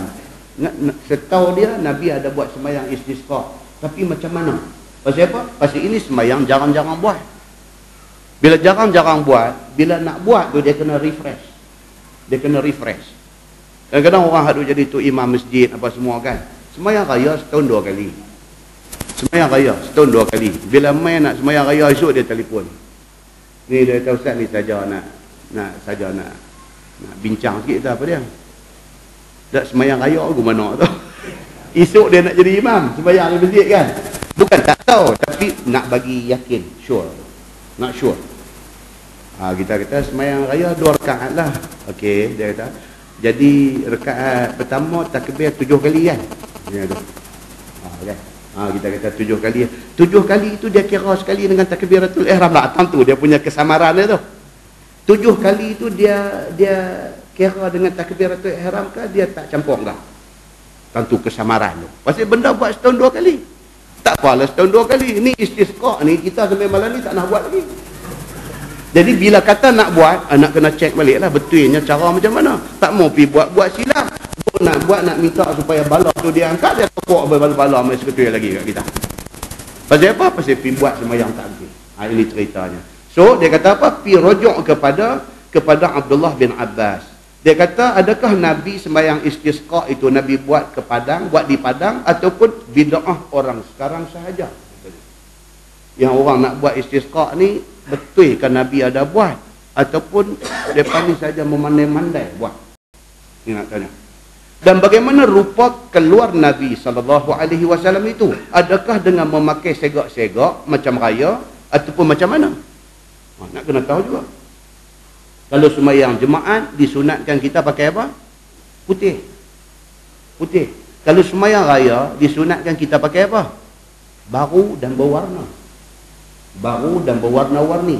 Sebab itu mood raya tu nak ambil. Habis kalau sembahyang istisqa macam mana? Nak pakai putih ke? Nak pakai macam baju raya ke? Samping songket baju nak buka balik ke? Ni nak pergi sembahyang istisqa, sembahyang minta hujan. Maka jawab Ibnu Abbas bahawasanya Nabi SAW keluar ia dengan sahabat-sahabatnya ke padang, yakni tempat selalu himpun sembahyang raya. Itu satu jawapan dia dapat. Okey, sembahyang istisqa ni Nabi buat di mana? Di padang. Macam mana sembahyang raya? Macam tu istisqa, buat di padang. Satu. Yang masyhur dengan kata musalla, iaitu di tengah padang tu. Dipanggil musalla, tempat sembahyang. Pasal apa? Digunakan tempat tu untuk sembahyang yang macam ni. Dia kata. Baik. Keluarnya itu dengan memakai pakaian hari-hari sahaja. Nampak? Di situ dah jadi satu. Nabi tidak pi pakai putih macam jemaat. Nabi tidak pi macam pakai baju warna-warni dan baru macam sembahyang raya. Sebaliknya Nabi pi itu pakai baju hari-hari, baju hari biasa. Macam duk pakai biasa, macam tu saja Nabi pakai. Tidaklah berelok-elok seperti hari raya. Keluar macam biasa saja. Maksudnya bermohon dan merendah diri kepada Allah. Maka layaklah dengan pakaian orang yang hinakan diri yang demikian itu. Pasal apa? Pasal kita ibarat orang salah. Kita sudah buat banyak dosa. Kerana dosa itu Allah buat mai kemarau. So kita nak pergi minta supaya stop kemarau ni, mai balik hujan. Kita pergi itu sebagai orang salah. Orang salah ni kena berkelakuan macam orang salah. Kita naik kereta nak pergi Kuala Lumpur, pederai sampai 180-200. Kena speed crack dekat kapal. Dia tahan-tahan kita salah. Memang kita tahu, kita tekan. Jadi sampai berdiri lah kita punya tekan. Tekan sampai berdiri, sampai kepala duduk sangkut di siling macam tu, punya duduk tekan nak pergi Kuala Lumpur. Bila kena tahan, memang tahulah kita salah. Sebagai orang salah yang kena tahan dengan polis trafik ni, cara kita macam mana? Tu nak buat cara orang salah. Cerita dia berhenti nanti buka pintu terus pergi. Ya Allah, Assalamualaikum tuan, saya minta maaf lah, memang saya salah. Dia pun, dia kawan duduk tunggu tengah Rembang, panas, peluh meleleh, mercik, apa semua. Kita pergi keluar macam tu, setengah dah sejuk dah. Sebagai orang salah, turun pergi. Assalamualaikum tuan, Allah minta maaf tuan, saya mengaku memang saya salah, tapi saya emergency ada di Kuala Lumpur, saya nak kena cepat sampai. Saya minta maaf banyak tuan. Dia tengok kita buka pintu, keluar pergi berdiri depan dia, salam bongkok kat dia, panggil dia tuan pula lagi. Dia kata, tapi lepas ni dia kata ni, dekat 200 ni bukan apa keselamatan tu kata. Dia cakap pun dah cantik. Kita pun kata, betul saya mengaku memang saya salah, minta maaf banyak-banyak lah, minta maaf. Minta apa, jalan lah itu. Itu cara orang salah. Tapi kalau kita tekan sampai kepala bengkok dalam kereta, bila kena tahan, lagu buka tingkap sikit ya, tangan duk atas tingkap macam tu, duk cakap, ya. Mana saya, mana ada terah pun, tak terah, saya duk tengok meter. Cantik Dia toreh pukul satu sorat, dia push kot lubang tingkap tu yang ambil. Saya hampir settle. Pasal apa? Cara turun tu tak tunjuk kita orang salah. Kalau saya jadi trafik pun saya bagi maksimum dekat dia. Pasal apa? Cara tu. Semayang istisqa, semayang kerana kita dah buat salah. Allah buat main satu bala dekat kita, kemarau. Bila kita nak pergi semayang, nak minta supaya diangkat kemarau ni, cara tu kena cara orang salah. So dia kata apa? Pakai cara-cara biasa je. Tak mau tunjuk kita ni hebat. Cara-cara biasa, cara orang salah. Pakai layak dengan pakaian orang hinakan diri. Yang demikian itu tidak seperti hari raya. Maka iaitu raya hari kesukaan. Dengan kerana itu bersegak-segak, berelok-elok, akan manis rupa dan sebagainya. Kata Ibnu Abbas, keluar Nabi SAW dalam keadaan merendah diri. Itu dia. Ni nak pergi minta kat Tuhan ni, tolonglah ni bala kemarau ni, tolong stop lah. Minta tolong, hujan bagi mai balik. Jadi keluar itu, Nabi keluar tu, kata Ibnu Abbas, dalam keadaan rendah diri, merupakan diri takut kepada Allah Subhanahu Wa Taala.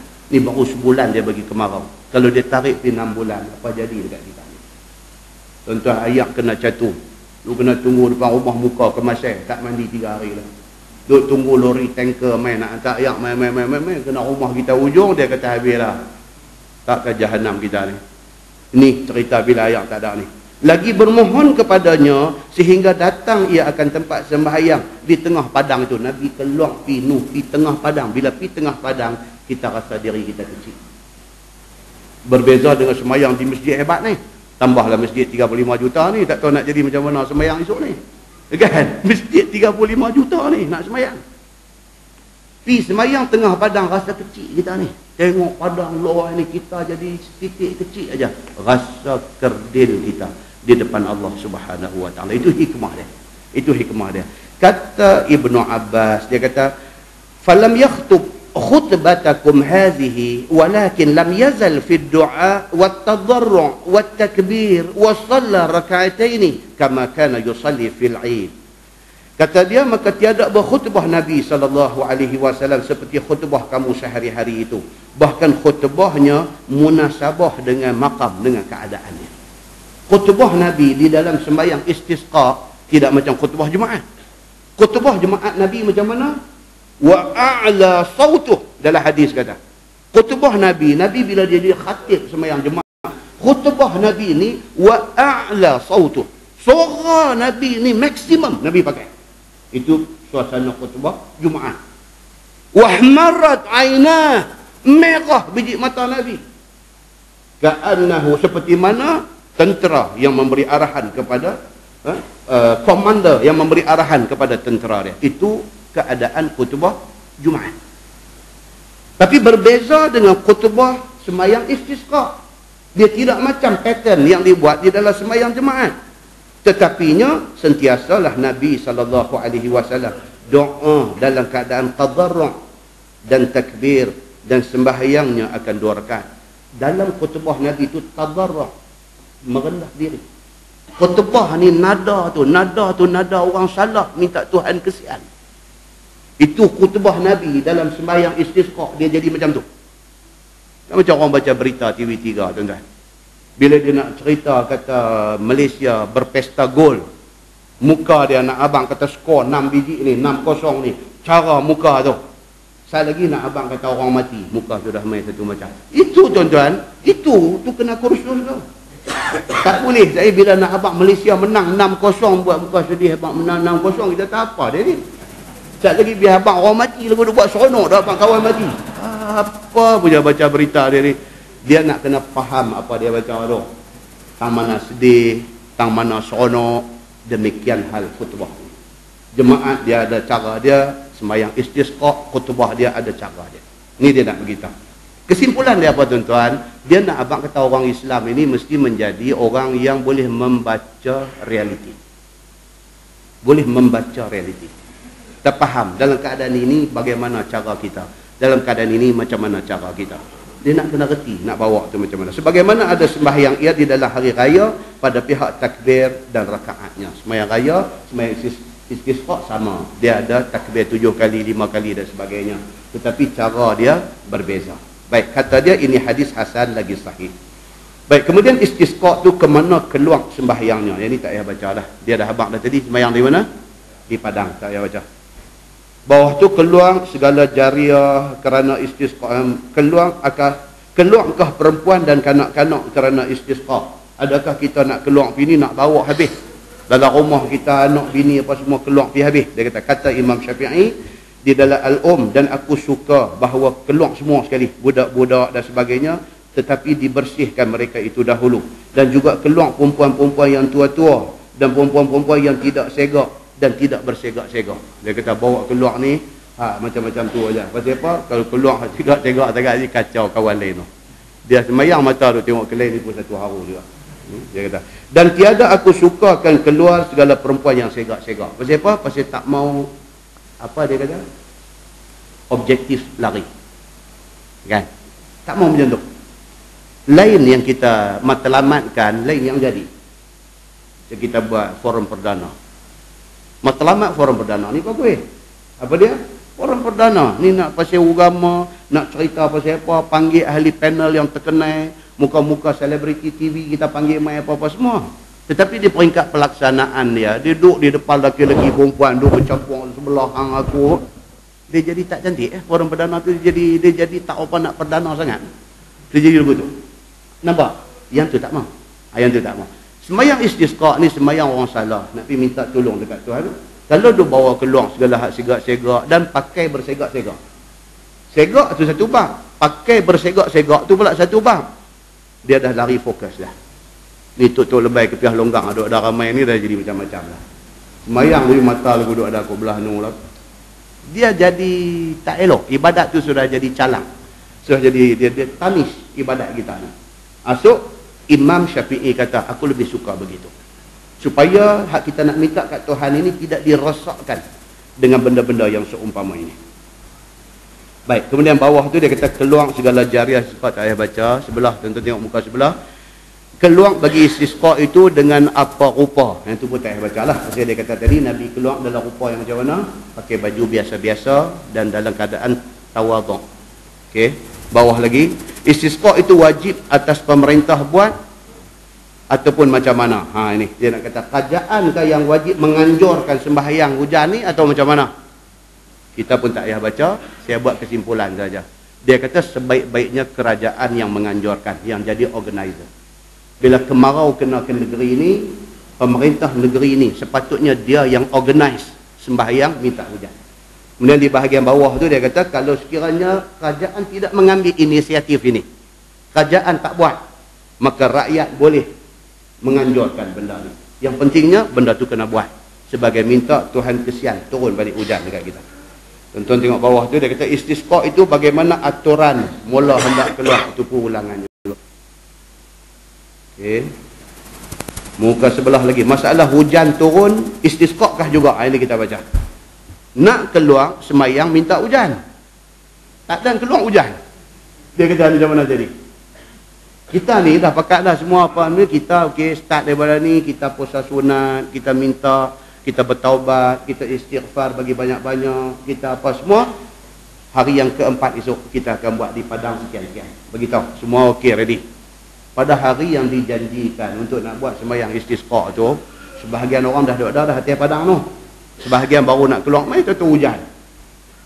Baik, bila berlaku keadaan macam tu, adakah nak teruskan juga sembahyang istisqa ataupun kata cantik pakai U-turn balik semua?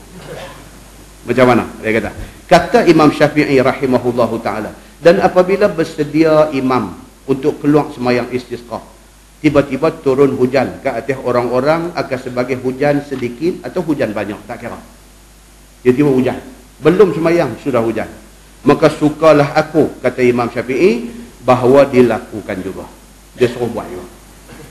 Imam Syafi'i kata kalau berlaku macam tu, buat juga. Jangan cancel tak boleh buat, jangan. Pasal apa? Pasal sembahyang istisqa ni bukan sahaja nak minta turun hujan, tapi sebagai tanda kita mengaku salah atas salah kita dan nak peringat ada-ada ni. Nak peringat ada-ada, takut dalam ada ramai tu ada nakai. Dia kata Tuhan takut ni kita keluar ramai dia dan dia bagi mai hujan. Dia otak nakai dia keluar ramai macam tu.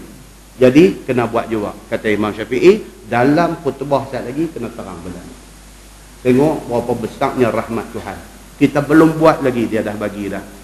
Syukur kita banyak-banyak. Kena buat macam tu pula supaya orang yang pergi itu tetap ada rasa terima kasih pada Tuhan. Padahalnya orang-orang yang di luar tadi ni sudah pun berkumpul kerana nak sembahyang istisqa. Maka syukur kita kepada Allah atas turun air hujan itu. Jadi sembahyang istisqa diteruskan juga, tetapi konten ataupun pengisian khutbah dia lebih kepada terima kasih. Tuhan dah bagi mai hujan. Dan minta pula akan ditambahkan lagi rahmat itu. Kalau boleh minta ni hujan hak baru turun kenyal-kenyal ni, bagilah turun lebih lagi. Pasal apa rumput pun habis jadi kuning habis dah. Minta ya Allah, bagilah lebih lagi hujan yang mai ni. Dan bagi umum makhluk dengan hujan itu, supaya semua orang dapat rahmat daripada hujan itu. Dan jangan tiada dilakukan kerana istisqa itu apabila sudah datang hujan. Jangan bila kerana hujan cancel, tak boleh buat. Jangan macam tu, kata Imam Syafi'i. Tuan-tuan tengok bawah lagi. Itu dia main perbahasan sampingan. Dia kata imam, dia bernazar nak buat istisqa. Apa jadi? Tu imam ni, dia bernazar. Kemarau dah sebulan dah. Tu imam ni, tu imam masjid ni, dia bernazar. Kalau sekiranya hujan apa ni, dia nazar. Kata kalau kata tak turun juga, aku bernazar. Kata aku nak buat sembahyang istisqa. Sembahyang istisqa ni wajib ke tak? Sunat saja. Tapi bila dia bernazar nak buat sembahyang istisqa, dia jadi apa? Dia jadi wajib. Itu sebab Nabi kata apa? Dalam hadis Nabi kata orang yang kuat bernazar itu orang paling bakhil. Nabi kata tak boleh. Ada satu ex-student saya baru ni, ex-student matrik dulu ni, budak perempuan lah. Nah, beranak-anak yang ketiga, ada complication. Kedudukan budak tu apa macam mana tu, dia doktor duk bagi dia takut ni, duk abang kata bahaya lah, lugu ni salah satu boleh bahaya. Dia takut, dia pergi bernazar kata nak puasa sebulan. Kalau everything goes well, dia nak puasa sebulan. Dan benda tu jalan elok. Lepas tu duk main ketang lah nak puasa sebulan. Ini yang kata nazar ni Nabi tak apa suka. Nabi kata orang yang suka bernazar itu orang yang paling bakhil. Nabi kata. Kita baca tajuk ni di Masjid Negeri. Detail cerita hadis ni. Dia tanya lah, ustaz ni macam mana saya hari tu dah macam ni. Kita kata nazar. Okey, yang pertama sekali nak kena clarify. Adakah yang hang sebut itu nazar? Itu dulu. Okey. Saya kata nazar itu ialah apabila kita sebut secara jelas, saya bernazar kalau macam ni benda jadi, saya akan buat ini kerana Allah. Itu dari nazar. Berbeza dengan ingatlah hati. Ingat kalau semua jadi elok, ingat nak buat kenuri. Itu bukan nazar. Itu ingat dalam hati, bukan nazar. Nazar dia mesti main dalam full macam tu. Aku bernazar kalau sekiranya macam ni, aku nak buat macam ni. Itu. Dia kata memang clear, dia memang ingat macam tu lah. Dia sebut dia bernazar nak macam ni jadi. Okey, yang kedua saya kata, tapi ni dah jadi, tapi next for future. Lain kali jangan nazar benda yang akan menyusahkan kita. Puasa sebulan boleh buat, bukan tak boleh buat, tapi menyusahkan kita. Jangan buat nazar macam ni. Puasa, ingat kata nak puasa 3 hari cukup. Jangan tamak haloba terlampau nak benda tu sampai pergi nazar bukan-bukan. Jangan. Pasal benda ni menyusah kita. Tak boleh buat, dia jadi satu hutang kita dengan Allah. Dua. Yang ketiga, yang ni saya minta hang tak niat macam tu lah, tapi saya kena sebut. Pasal apa? Nazar dia ikut wording kita. Apa word yang kita guna. Kalau kita kata saya kalau dapat benda ni, saya bernazar saya nak puasa sebulan berturut-turut, ponggah kita. Itu wording tu. Kalau kita just kata kalau benda ni semua elok, saya nak puasa sebulan. Takat tu aja. Okey, sebulan tu makna bilang sama ada 29 atau 30 hari. Sebulan dalam Islam. Tapi kalau kita tambah lagi satu word tu, berturut-turut, jahanam. Pasal apa? Bila slack satu hari, dia start nombor 1 balik. So, it is very dangerous dengan nazar ini. So, the best is jangan bernazar. Nabi kata abkhal, orang yang bernazar ini orang yang paling bakhil di sisi Allah. Jangan bernazar. Tak bagus. Tapi ini menjadi kesukaan, especially orang perempuan. Suka sangat bernazar. Tak bagus. Kita nak buat, kita buat. Tapi jangan bila nazar benda tu dah jadi terpaksa, baru nak buat. Tak mau macam tu. Buat macam biasa. Puasa Isnin, puasa Khamis, puasa 3 hari dalam sebulan. Sebagai tanda terima kasih atas apa yang Tuhan bagi kemudahan dekat kita. Itu lebih lagi Nabi suka. Daripada hidup pasang niat nak jadi susah kita. So perbahasan yang dia main kat kita ni, tu imam ni pergi bernazar nak buat sembahyang istisqa. Apa jadi? Kita tak baca pun kita tahu, dia wajib kena buat sembahyang istisqa. Baik, kalau dia imam masjid, imam qaryah, dia bernazar nak buat, adakah dia nak buat istisqa ni dia kena paksa satu qaryah turun sembahyang dengan dia? Dia kata tidak boleh paksa. Sebab imam tidak ada hak untuk nak memaksa orang pergi sembahyang kerana nak menunaikan nazar dia. So dia ada orang lah pergi sembahyang tentu, ataupun ajak 3-4 orang anak beranak dia sembahyang lah dia. Dia tak boleh nak paksa orang. Baik, kemudian pula dia kata kalau sekiranya imam ni pi bernazam nak buat sembahyang istisqa ni, pi tambah macam kita kata tadi. Saya kalau sekiranya sampai hari Isnin depan tak hujan juga, saya bernazam kerana Allah, saya nak buat sembahyang istisqa, sekali dengan saya nak khutbah, sekali dengan dia duduk pergi panjang. Adakah dia nak kena buat semua tu, cukup package tu?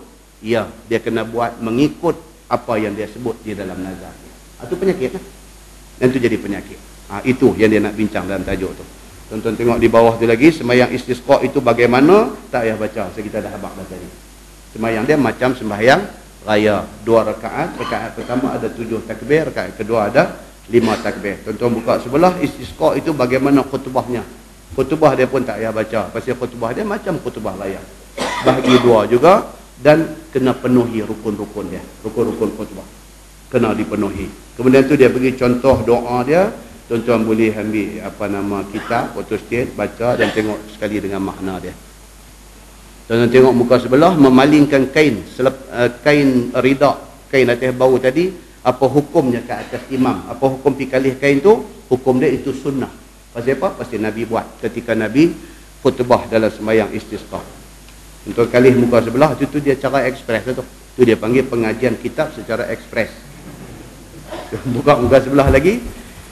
Keluar kerana turun hujan, apa hukumnya? Ni hak bincang tadi. Okey, hujan dah turun dah, keluar juga pergi sembahyang. Apa hukum dia? Imam Syafi'i kata sunat kita meneruskan sembahyang itu walaupun hujan sudah mai. Kita baca yang tu, kita baca sikit pasal dia ada kaitan dengan saya sebut tadi ni. Kata Imam Syafi'i rahimahullahu taala, telah sampai khabar kepada aku bahawasanya Nabi sallallahu alaihi wasallam adalah ia mengenakan dirinya akan hujan pada awal-awal turun hujan itu kena pada tubuhnya. Ini yang kata Tuan Arab duk buat. Bila hujan mai, Nabi ni bila lama tak hujan, bila hujan mai, Nabi saja keluar pergi bagi kena hujan di badan dia. Itu dibuat oleh Nabi sallallahu alaihi wasallam. Itu sebab kita pergi di Mekah Madinah, puak ni bila hujan depa lompat pergi tengah hujan. Kita hujan lari mai tempat teduh. Depa pula duk serbu keluar pergi, rupanya Nabi buat benda tu. Lepas ni kita pun serbu pergi sekali. Ambil juga ayat hujan yang lama tak turun ni.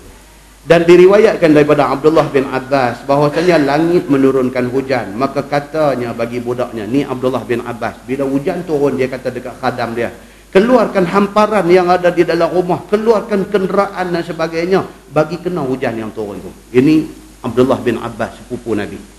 Bila hujan turun, dia buat keluar kenderaan dia bagi kena, dia buat keluar apa dalam rumah bagi kena sikit, dia kata. Maka kata Abul Jauza bagi Ibnu Abbas, kerana apa engkau buat yang demikian itu? Apa hal ni hujan turun buat keluar barang dalam rumah bagi kena sikit, yang hujan nak masuk balik nak bagi kena juga sikit ayat hujan. Pasal apa? Memberi rahmat akan daku oleh Allah. Dia kata mudah-mudahan aku tanya ni bukan nak apa, mudah-mudahan mendapat rahmat kepada aku, jawapan hang nak bagi saya lagi ni. Maka katanya, tidakkah engkau baca Quran? Firman Allah, wa nazzalna minas sama'i ma'an mubarakah. Itu ayat Quran. Maksudnya, dan telah kami turun daripada langit itu air yang diberkati. Quran kata hujan itu air yang diberkati. Aku nak barang dalam rumah aku kena berkat. Dia kata. Itu jawapan Abdullah bin Abbas, sepupu Nabi. Maka aku suka bahawa mengenai oleh barakat akan hamparan di dalam rumah aku dan kenderaan aku kena berkat daripada Allah, dia kata. Baik, kemudian bawah lagi tuan-tuan tengok masalah angin dan awan di Mekah ketika melihatnya. Kata Imam Syafi'i radhiyallahu anhu, diriwayatkan daripada Al-Muttalib bin Hantat bahawasanya Nabi sallallahu alaihi wasallam apabila kilat di langit ataupun guruh di langit, dikenali yang demikian itu pada wajahnya. Ini hadis, tuan-tuan, hadis. Nabi ini bila dia main pokok hujan, muka Nabi, kata Aisyah, muka Nabi ni susah hati. Bila main pokok hujan, bila kilat, bila guruh, muka Nabi ni macam orang susah hati. Dalam hadis Muslim, Aisyah kata Nabi keluar, saat Nabi masuk, saat Nabi keluar rumah, saat Nabi masuk, nampak gelisah Nabi ni. Bila pokok hujan ni, bila kilat, bila guruh duk main. Bila turun hujan, ceria muka Nabi. Bila ditanya Nabi SAW pasal apa Nabi jadi macam tu, Nabi kata, hampa tak ingatkah apa yang kena kepada kaum Lut? Hampa tak ingatkah apa yang kena kepada kaum Samud? Dia start macam ni lah. Dia start meredu pokok hujan, Dia start main kilat, tiba-tiba disusuli dengan batu daripada neraka Sijil. Nabi kata, jadi bila main ni kita tak tahu nak turun tu apa. Bila turun hujan, lega. Mana apa yang main ni bukan apa yang main kepada kaum Lut dan bukan apa yang main kepada kaum Samud. Itu kesimpulan kepada paragraf tu. Kemudian last sekali dia kata maki angin apa hukumnya? Kata Syafi'i radhiyallahu anhu, diriwayatkan daripada Safwan, bersabda Nabi sallallahu alaihi wasallam, la tasubbur rih wa'udzu billahi min syarriha. Janganlah kamu maki akan angin dan minta berlindunglah sekalian kamu dengan Allah Subhanahu wa taala daripada kejahatan angin itu. Bila main angin kuat, jangan duk maki dia. Minta Allah lindung kita kalau angin ni nak bawa kejahatan. Itu yang kita kena buat, tidak boleh maki dia. Nah, wallahu a'lam. Lepas ni kita masuk fi salatil kusuf. Iaitu cerita tentang macam mana sembahyang gerhana. Dia ada dua, satu sembahyang gerhana matahari, dia ada satu sembahyang gerhana bulan.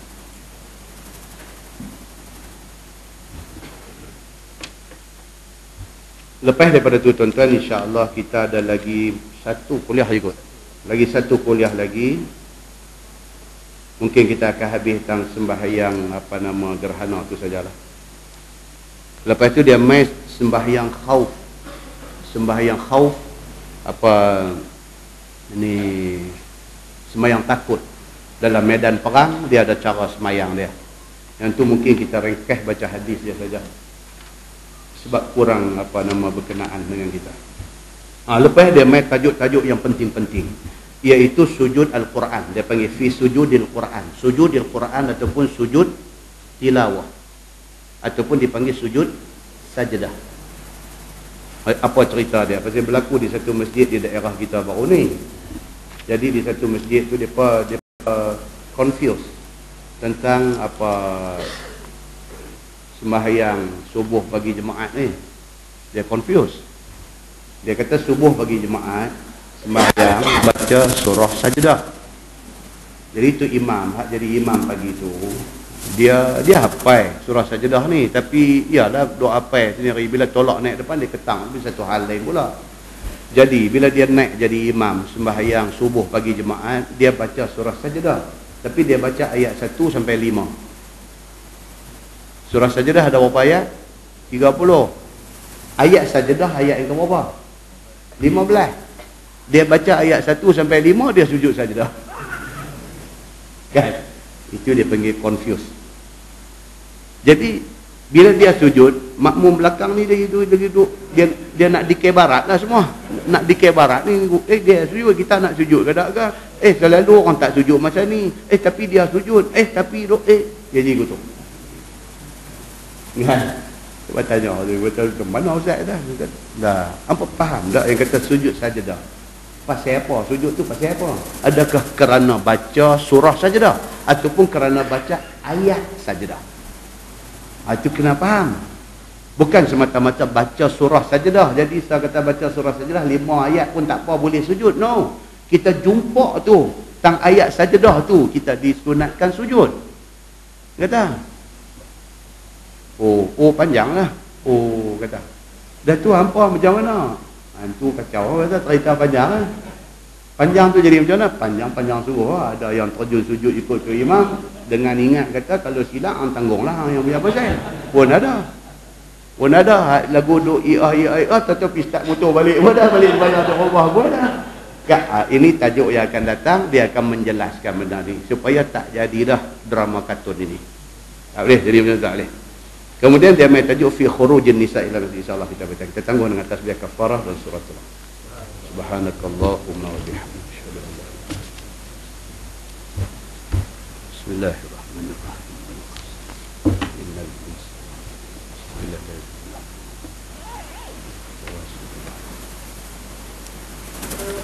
اللهم صل على محمد في الأولين والآخرين وسلم ورضي الله تبارك وتعالى عن ساداتنا أصحاب سيدنا رسول الله أجمعين. بسم الله الرحمن الرحيم. الحمد لله رب العالمين حمدا يوافي نعمه ويكافئ مزيده. يا ربنا لك الحمد كما ينبغي لجلال وجهك الكريم وعظيم سلطانك. رضينا بالله ربا وبالإسلام دينا وبمحمد نبيا ورسولا. اللهم افتح علينا فتوح العارفين وارزقنا فهم النبيين بجاه خاتم المرسلين. اللهم فقهنا في الدين وعلمنا التأويل واهدنا صراطك المستقيم. اللهم أرنا الحق حقا وارزقنا اتباعه وأرنا الباطل باطلا وارزقنا اجتنابه.